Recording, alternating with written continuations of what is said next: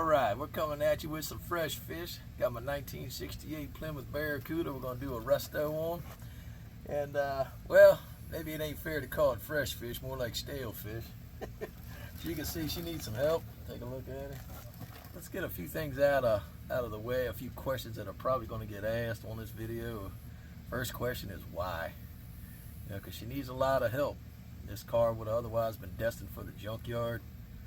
But, me, I was having my little Spicoli moment, you know that scene in Fast Times when he wrecks that Camaro and he swears to God he can fix it. Yeah, I had one of those moments. So, but I will say, on the other hand, this car is kind of a basket case. I'm sure that nothing's matching as far as transmission and engine and all that. So the Resto is going to be a quicker Resto. It's not going to be your graveyard cars. Primo Resto, so that's not what this is going to be. This is going to be, in the end, decent Resto, drivable car. Take it to the track, have some fun with it. You know, she ain't going to be no trailer queen. So that hopefully should answer a few questions of why things are going to be done. There's definitely going to be a moment in this Resto that may have a few people cringing like, what the hell? Why are you doing that? But you know, some of it has to do with speed. You know, we're trying to get this done in like 6 months, the vast majority of it. It won't be 100%, but at least all the skin welded on and all that, drivable. Probably will still have the original motor. Well, I shouldn't say original as I bought it. Motor still sitting in it. I do have a 440. Been sitting on a crate for a while. Been wanting to put it in something. That's probably what's going in this thing. Big old 440. So with that, we'll take a look at the car as it is and what we plan to do with her and what have we done with her. I mean, I've already kind of started this project a little bit, so little like Star Wars, we're going to kind of start in the middle and go back to the beginning and come back again. So yeah, hang on to the ride, should be pretty good.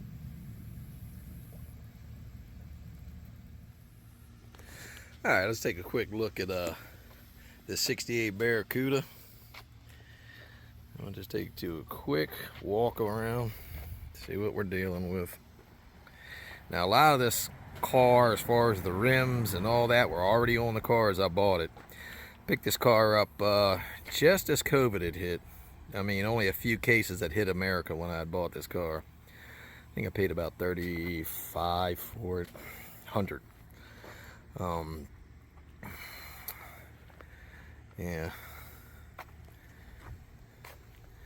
And as you can see, I named her Sketchy Cuda because when I took it out and rode it, man, the steering was all over the place. And I was like, holy cow, man, I need 6 seatbelts to drive this damn thing. It was crazy. I said, man, this thing's sketchy as hell. I wouldn't even take it over 40 miles an hour. So it was old Sketchy.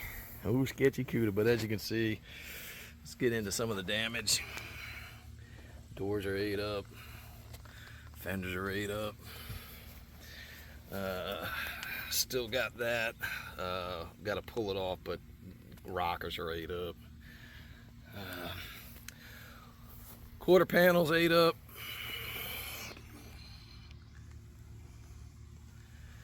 Okay. Kind of a little bit of bumpers are kind of rough shape. Valance ate up. Like I said, this car probably should have been in the junkyard. Damage here. That's going to have to get a new something welded in. And quarters ate up.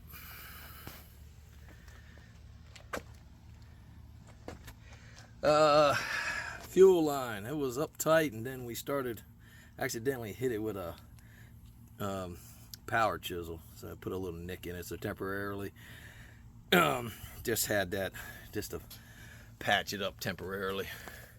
Doors ate up. Fender ate up. Come around the front.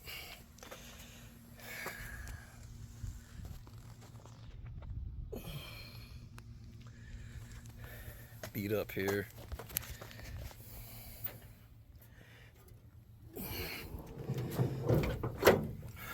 Okay. Here's the hood underneath. Engine compartment. Left inner fender well wrinkled, must have been in an accident. Okay. 318, he has done some work to it. Does have a mild lope to it, so it does have a cam or something in it. And then let's look under the car. Dual exhaust. Looks like he did put some frame deals in there to brace up the unibody.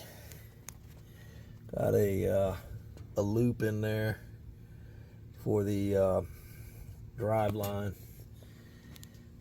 Okay, it's got a 727 transmission and an 8 3/4 rear. Let's go back and look at the rear. Okay, 8 3/4 rear with 373 gears in it. Okay, so there you have that. Okay, the obvious thing that's going to have most people cringing is what we're going to do about this top. Duct tape's all on it. And it's pitted bad. You can see that. How we're going to address that. Obviously, buying a new top is going to be rather tough.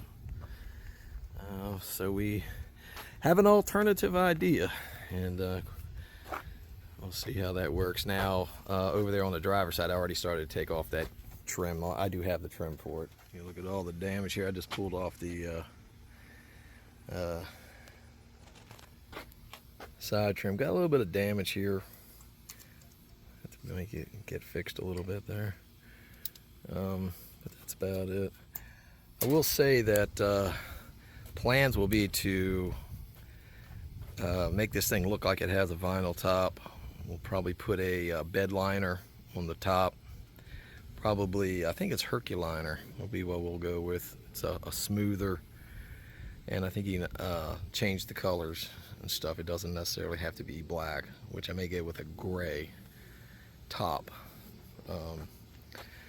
But that'll aid in trying to keep crap from, working its way back into the car eventually. But, we'll see how it lasts and what the deal is. More of a test run. Yeah. But, yeah, I've always kind of liked this car with the vinyl top more so than the regular, at least in the notch back. Now, if you're talking fastback, obviously that's not going to look good with a vinyl top. But something about a vinyl top on these ones just really sets it off, in my opinion.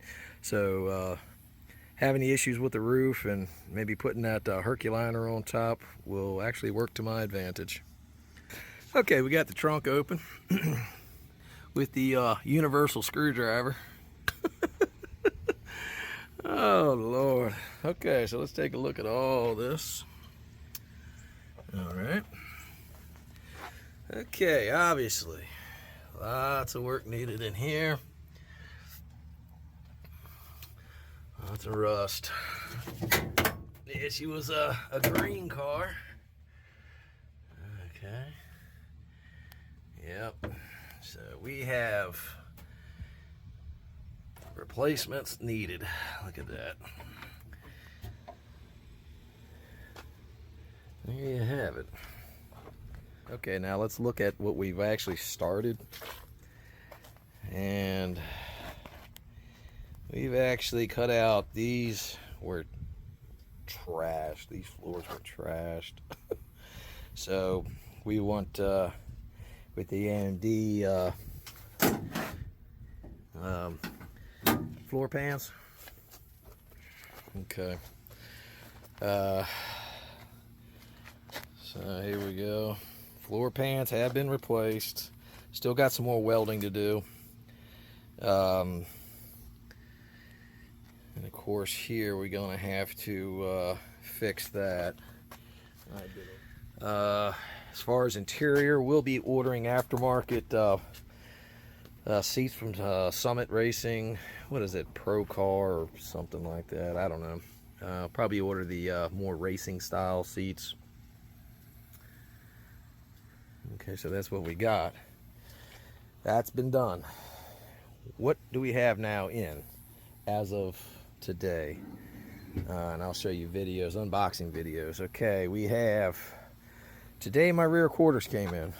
So we have the new rear quarters already in now. We have the rear valance in. Got that in a couple days ago. As well as the new driver's side inner fender. So we got 3 pieces of metal in so far. The hood is gone. The hood is definitely going to be a fiberglass hood, probably with the 6-pack scoop on it. Or I may go a flat hood with the old school style snorkel, just a 6-inch snorkel, not a big tall one. Fenders, we'll either try to, if we can't find some to buy, fix, or whatever, these fenders, they do finally sell. I started seeing fiberglass fenders, both in race weight and heavy duty weight. I would obviously go for the heavy duty.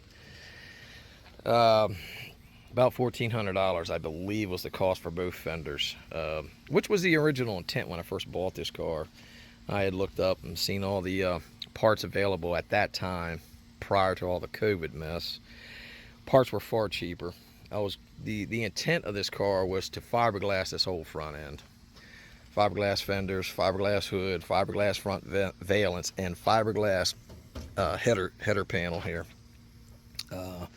Thankfully, I see that they are companies now doing the fiberglass again, so, but at a much higher cost, obviously. So I'm still on board with fiberglass in it, although Dave said it be tough. Fiberglass often doesn't line up properly and requires quite a bit of massaging to get it to look right. So, but that may be the option. We don't know. When we pull these fenders off and see what the hell kind of mess we got, that may be the only option left. All right, so you see the project as we got it, and where we are in this project. We'll show some of the videos of the breakdown that we did. They're very just small snippets. And oh, and I forgot to mention that the previous guy had put front discs on, drums in the rear still, and front discs up front. The guy claims he was actually, I don't know, 13 seconds or something out of this car, maybe even 12, I don't know. Either way, I think he's full of it. I just don't think the 318 was going to do that. But we will find out when we get this thing come springtime, and we get this thing together and running the way, because it does run now, to be fair. It does run. It's just sketchy as hell. But we get her all squared away and safe and able to put her on the track. We are going to run this car as it stands without doing any modifications to the rear, trans, or engine. As it stands, we will run this car and see what we got going on. So it will be interesting. I somewhat believe that he must have been doing something for a while to where he welded in the steel like he did to stiffen up the unibody. So there might be a smidge of truth to the story he tells, but we will find out.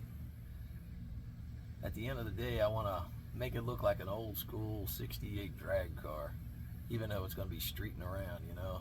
So I'm going to put, you know, kind of, if you look at some of the old 68 drag cars, super stock drag cars, you know, Sox and Martin would be a prime example of the paint scheme. There's a handful of other famous cars, and they all kind of have a very similar paint scheme.